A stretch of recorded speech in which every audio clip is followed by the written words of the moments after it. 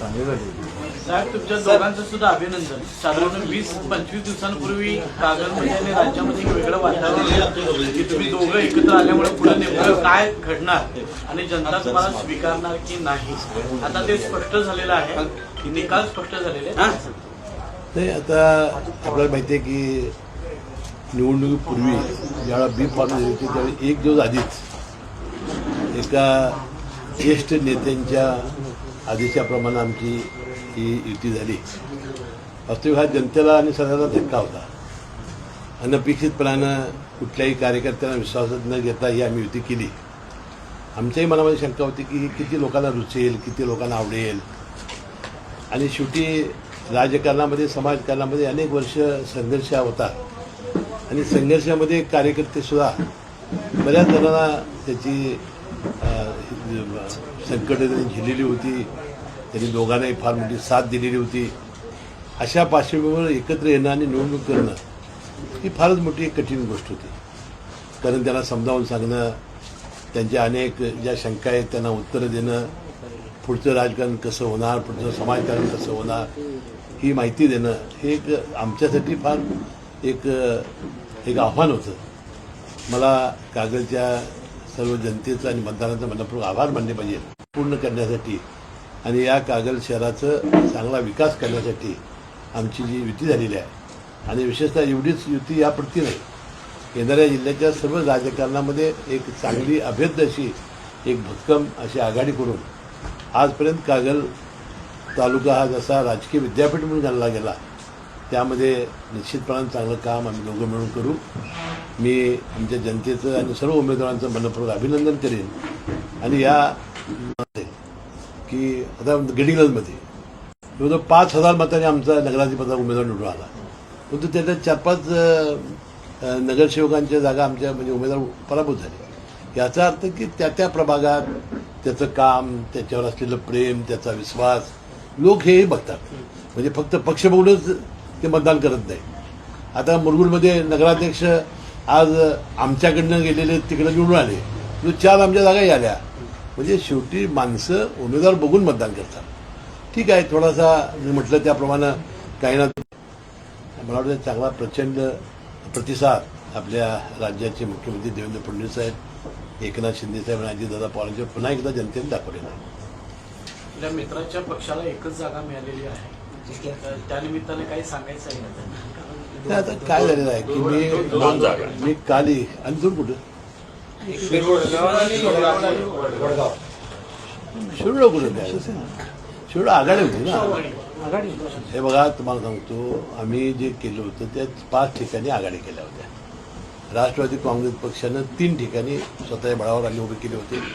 खुपुरी आणि हातकणला आम्ही काही उमेदवार उभे केले होते. आणि शिरोळ, कुरुंदवाड आणि जयसिंगपूर हे मी आणि राजेंद्र पाटील यड्रावकरनी अनेक वर्षे आमची शाहू आघाडी देत आहे. त्यामध्ये आम्ही 3 आघाड्या केलेल्या होत्या. त्यामध्ये जयसिंगपूर आणि कुरुंदवाड हे आघाडीचे उमेदवार निवडून आलेले आहेत.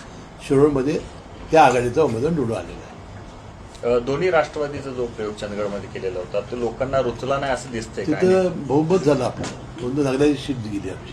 मुख्यमंत्री स्वतः या ठिकाणी प्रचार करून गेले होते, तरी देखील तुम्हाला तिथं चांगलं यश मिळालं असं म्हणायचं? तर यश चांगलं मिळालं न मिळालं हे बघा, शेवटी हा निवडणूक असतो आणि जनतेचा कौल असतो.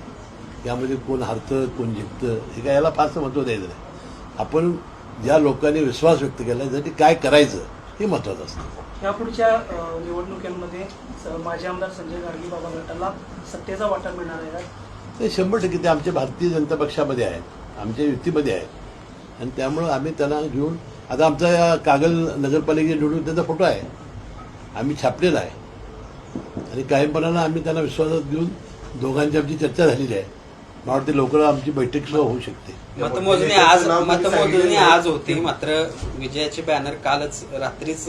आता दोघं एकत्र आल्यामुळं आता त्यामध्ये काही वादच नव्हता ना.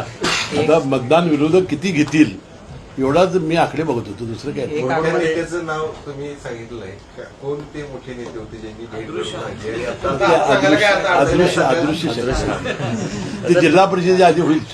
संजय मंडलिक तुमचे मित्र आहेत जवळचे, निवडणुकीच्या निमित्तानं आपण पाहिलं की तुमच्यावर टीका टिप्पणी केलेली होती. पुढच्या या सगळ्या वाटचालीमध्ये ते सुद्धा सोबत असतील का? कारण ते त्याला सांगितलं आम्ही भाऊ ते येऊ शकतात, परंतु आता ज्या पद्धतीनं त्यांनी टीका केली त्यामुळं लोकांची कार्यकर्ते थोडं मनं दुखावलेली आहेत. बघूया त्यांना कसं एकत्र आणायचं. मी आणि राजेपासून चर्चा करू. साहेबांनी सांगितलं नाही, हे आहे ते उचला. नाही, हे लेबल उचला.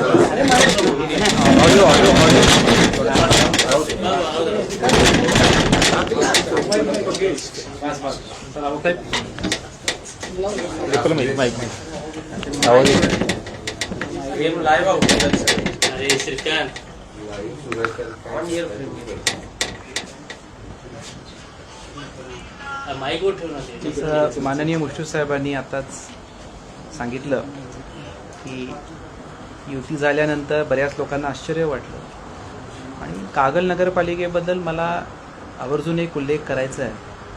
मगाशी प्रश्न विचारला कुठं उमेदवारांना कमी जास्त मतं पडली.